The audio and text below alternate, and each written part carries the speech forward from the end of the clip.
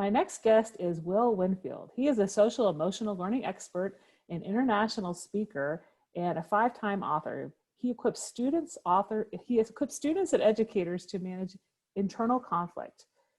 He's also an educational consultant, minister, and DISC consultant. William is the father of two wonderful sons, a beautiful daughter, and husband to Jennifer. He has over 5 years of experience in public speaking, mentoring, and coaching. He is one of the most sought after motivational speakers for inspiring and activating students and educators in America. His own life experiences, such as being in foster care, homelessness, losing a football scholarship, being raised by a single mother, and being molested, prepared him well to have made him an expert in his field. His transparency, honesty, and heartfelt desire to inspire people to achieve greatness is what sets William apart. Welcome to the podcast, Will. Oh, thank you. Thank you. I appreciate you. Well, tell me about a time when you were in the trenches and managed to crawl out. Well, I'll start here. So I became homeless after I lost my job in Franklin, Massachusetts, a recycling company for 3 years. Walked on the job, normal day to me. And I thought, nothing of it, got in there, scanned some refrigerators, did some demoing, I'm throwing, trash away. And my supervisor comes on the forklift, says, William, Phil needs to see you. And I was like, okay, well, I'm hoping that maybe Phil want me to go take a truck run and pick up some more refrigerators. So get into the office, he turns around and he says, hey, Will, how you doing? I said, I'm great. How are you doing, Phil? He said, I'm good, but I'm not good. Unfortunately, I have to, let you go because the company is going through a financial issue. Now, I'm like, well, me out of everybody, you got people who are sitting down and ain't even doing no work. I'm over here busting my behind and all that. So, long story short, left the job. And then I was able to finally reconnect with a good friend of mine, Gilbert, because after that, I was sleeping in my car. I had nowhere to go. So I was sleeping in my car with all my clothes and everything. And I contacted my friend. And that's why, I'm big on making sure that students definitely understand the importance of really cultivating real friendships. Because the truth be told is that, when you graduate, half the people who you call your friends, you no longer talk to anymore. Yeah. So I was just thankful to be able to have that relationship still with my friend Gilbert. And he let me stay with him so I can get on my feet. And then from there, I was able to get a job at a shelter. And it changed my life because I was the individual who would make fun of homeless people, have them chase me down the street for $1 and, call them a bum. And for me, to be honest, it was a reality check and a reality shift for me to say, you know what, you got to humble yourself. You're no better than anybody. Understand that people are human and everybody has their go through. So I ended up getting a job at the shelter. And there was a guy there by the name of Anthony. And Anthony had a major issue with suicidal thoughts. And my coworker, I guess he wanted me to go speak with him because I was always on the floor speaking to all the homeless people, trying to figure out their life story and where they came from and the things that they've encountered, because I'm a people person. I love people. So I finally went down and talked to Anthony. I said, Anthony, what's going on? And he said to me, well, people keep robbing me. People are not being my friends like they say they are. I'm not getting my housing. I just feel like life is worth living. And I said, what do you mean by that? He said, I just don't feel like living no more. I said, well, you shouldn't say that. I said, you will get through this if you want to get through it. And I believe it. So I said, of course, because of protocol, you got to, call the ambulance. The ambulance was coming. So I went downstairs with Anthony, sat with him, and I told him everything's going to be all right. He said, I hope so, William. I hope so. I really do. And I just hugged him and I just helped him into the ambulance. And, ambulance came, took him. Literally 3 days later, he came back. And when I got into work, clocked in, my friend Jerome was just like, Will, Anthony's back. I said, oh, Lord, I hope he's good this time. And he's like, no, he's happy. He's ecstatic. He wants to see you. I'm like, okay, cool. So I went down there and he hugged me so tight. I still feel like my bones cracked because that's how tight he hugged me. Wow. And he said, William, because of you, you changed my life. And I didn't think anything of it, but I'm just like, all I really said was, I believe in you and everything will be all right. But that's when I realized that my words have power. And then from there, I ended up getting a job working at a drug rehab facility. And the same thing kind of happened, but I was now you got to imagine this. I'm 25. Mm-hmm. I'm speaking in a group of 40 men, grown men. I'm 25, trying to teach them about life. Mm-hmm. And I'll never forget the presentation that I said to them was, eagles do not stress the opinions of pigeons. Mm-hmm. And there was two guys in the back that I had no idea that was contemplating on leaving the program and overdosing because life was that bad. After the presentation, a counselor came up to me and said, William, do you not know what you did today? I said, no, I don't. I just, I know I gave a presentation and just gave my heart and soul out to these guys. And she said, well, I'm glad you did, because these two said because of you, they're not going to leave an OD. And to this day, they're still clean and sober.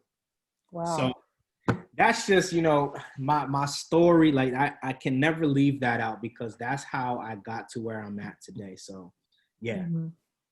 So a lot of these people you're telling me, that you worked with and things, they saw the potential in you before you actually saw it in yourself, correct? Absolutely. Absolutely. And how the words that you used, maybe something as simple as that presentation that you didn't think really was that inspiring, but the way you did it, the words that you used were able to make a difference. Right. So what led you then into speaking at high schools and colleges and into the work that you are doing now? Yeah. So I was like, if I can inspire adults, Mm-hmm. surely I can inspire students. Mm-hmm. Well, most individuals are telling me, well, students are more difficult than educators. And I was like, well, I don't know. Let me try. Because it's kind of like, when somebody says, that movie is not good. Mm-hmm. And then you go see the movie, like, this movie wasn't bad. What are they talking about? Right. So, I eventually had my first speaking engagement. I reached out to a couple of community members out there where I was living in Rhode Island at the time. And I said, hey, I just really want to share my story, and just inspire some students. So I'll never forget. It was Youth Build. Went there, did a presentation for 7 students, and just basically added as much value as I can, told them my story. They was inspired, they was encouraged, they was motivated. And, from there, I was just like, this is where my heart is, because I never want students to make the mistakes that I made dealing with popularity, hanging around the wrong crowd, more focused on girls instead of focusing on your grades, not losing football scholarship. So my mindset was like, it's my job to make sure that you don't go through what I went through, if you want to, because we all have a choice in life, right? So, from there, it just took off, and I was, faithful to 7 students. And then I was able to have a presentation with another group called the Sweet Youth Organization in Rhode Island, spoke to their students. It was about 13. And, before you knew it, it just started spreading like wildfire. Hey, you need to get William here. You need to get William here. He's passionate. He loves the students. He loves the youth. And from there, it just started blowing up. And that's what I would say as far as getting into that avenue. Yeah. Mm-hmm. Mm-hmm. And most of it then you say is by word of mouth, right? Yeah. And so you didn't really have to put too much advertising or, people might have shared things on social media, but a lot of it was just, okay, they got a lot of inspiration. And so they suggested then that you talk to this other group and it led from there. Yeah, definitely. No advertising at all. Uh-huh. So a lot of the time, you told me in the pre-chat that you give speeches to larger groups, or at least pre-pandemic to the larger groups, maybe in assembly format, but you also work with students in smaller groups. So tell me a little bit about how your work with high schoolers and colleges has changed now in the past 6 months due to the pandemic, and what you're looking for to do into 2021 as you most hopefully will be going back to the schools, and maybe how some of that work is going to shift into maybe a larger more socially distant group setting. Yeah. So one of my my sayings is that don't make life deep.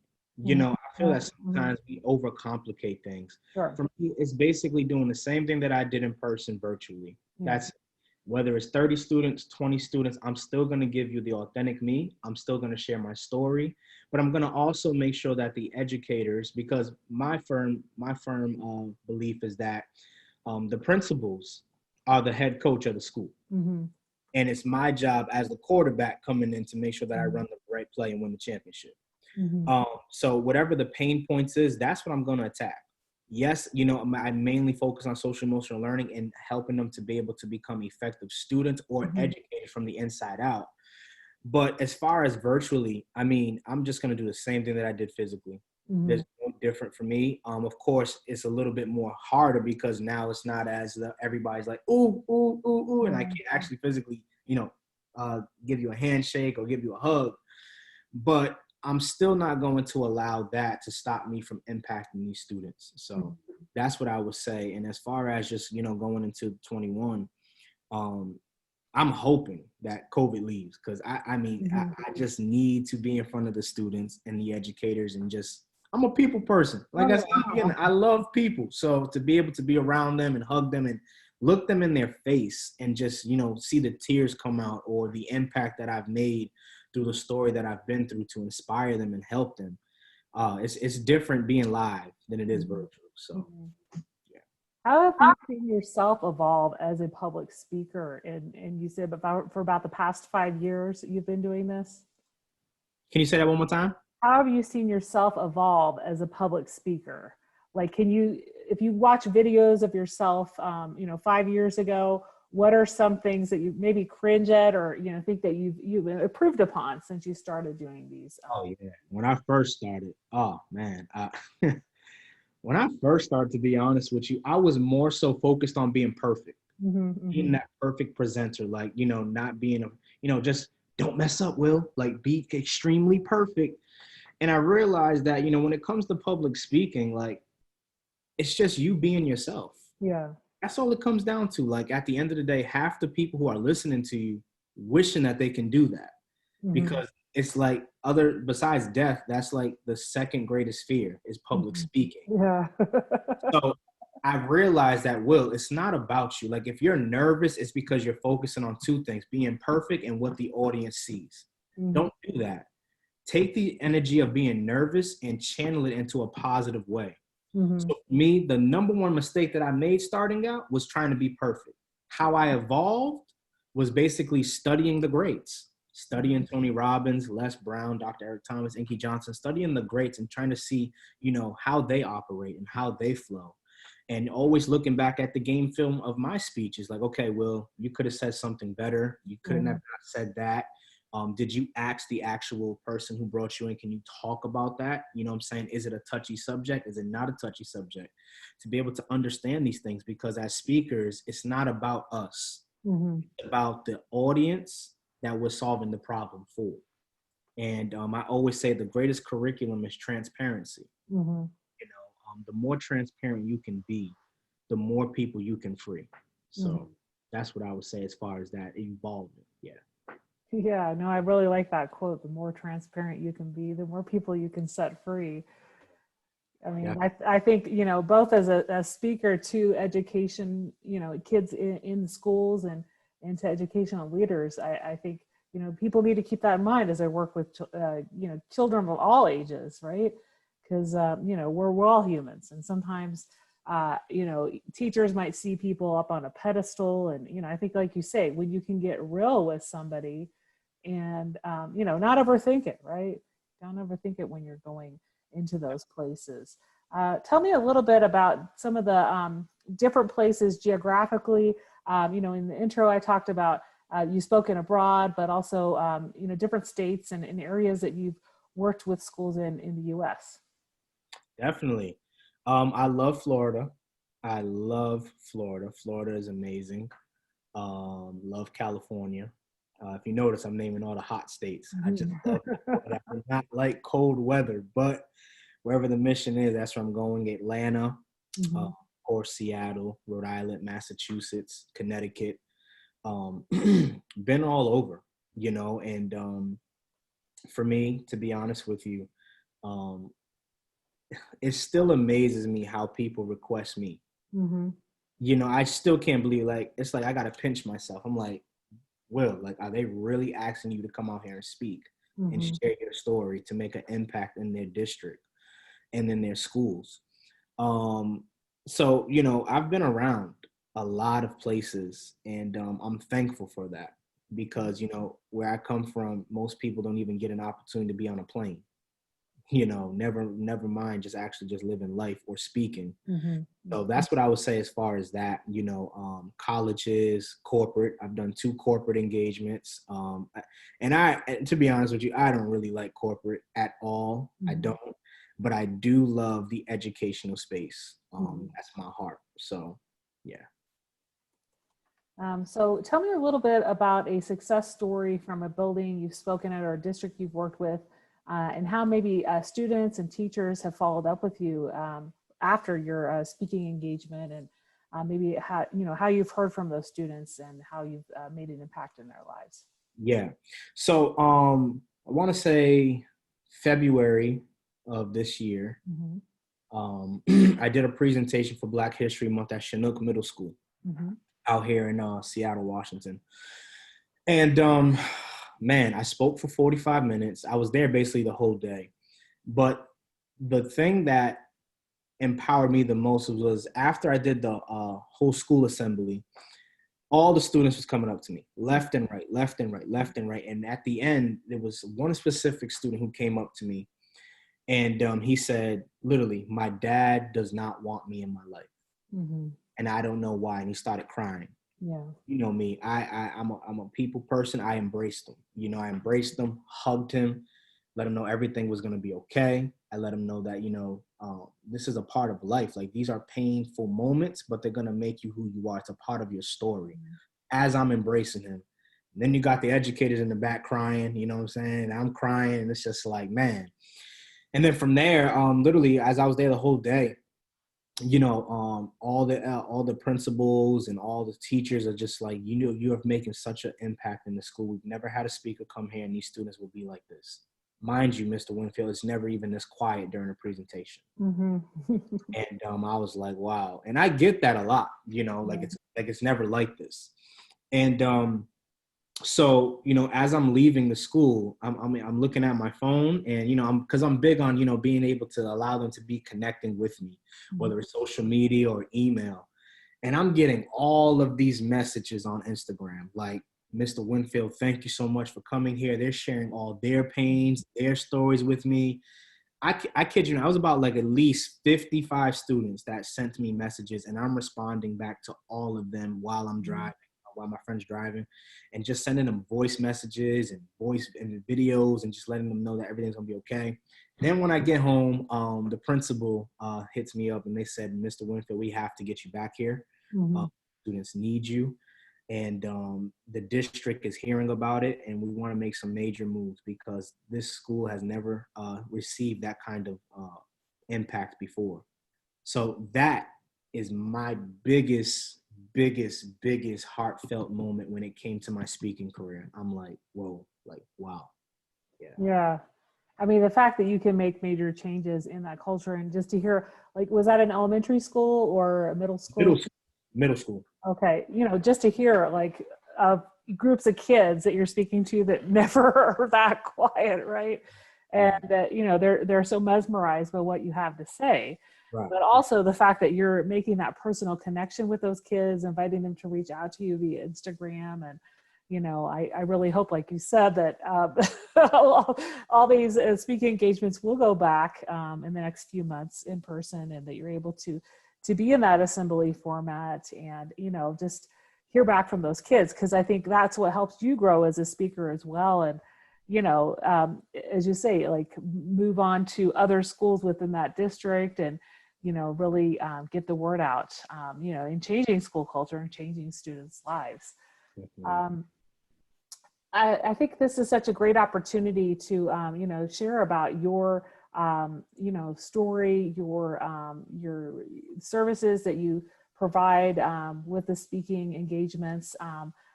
I wanted to just ask if there were any quotes as we wrap things up. Are there any quotes that resonate with you in your work? That for my question, I usually ask out of everything we discussed today, what's one thing in particular you'd like listeners to remember? So I love coming from Gino Ariema, the head coach of the UConn Huskies. Mm-hmm. He says, and I love this quote. He says, without pressure, it's hard to do great things. Mhm. And I always live by that. I always live by the mindset of the fourth quarter. Just every single day you wake up, it's the fourth quarter. Like pressure is what makes you great. Mhm. Pressure is what makes diamonds. So to be able to be in a mindset that says, you know what, every day I wake up, I have to give my full potential and maximize it. Because the truth is, we don't know if we have tomorrow. We have to live in the moment. We have to live in today. So give it your all every single day. So that's what I would say as far as that quote to leave the audience with. Yep. Great. You mentioned a little bit about your Instagram account, so people can find you on Instagram. I found you on LinkedIn, and you also have a Twitter account. So, what is that handle? Where can people connect with you online? Yep. Got you. So Twitter is at Will is blessed number 3 and 8. Okay. Twitter, Will is blessed 38. And then Instagram is Will is blessed. Facebook, William Winfield. LinkedIn, William Winfield. And YouTube, William Winfield. Great. Well, thank you so much for being on the Out of the Trenches podcast. Have a great rest of your day. You too.